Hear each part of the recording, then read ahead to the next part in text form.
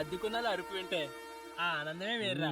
అందుకనే నా వారానికి ఒక్కసారి స్నానం చేయాలి. నేను ఎంత ఉల్లాసంగా ఉన్నాను, ఎంత ఉత్సాహంగా ఉన్నాను. కమ్మటి కమ్ము. ఈ అపార్ట్మెంట్ నుండి వెళ్లే లోపు 10 మంది కూలీలు పెట్టి చంపించేస్తా. వెళ్ళి మాట. నా వల్ల కాదు రే. ఆ రెంటూలు అంటేనే పురుగులు కట్టి ఇనంగా చూస్తున్నాడు. ఇల్లు ఆడినేమో. ఆంటీ మీరే సారీ అండి 1 మినిట్.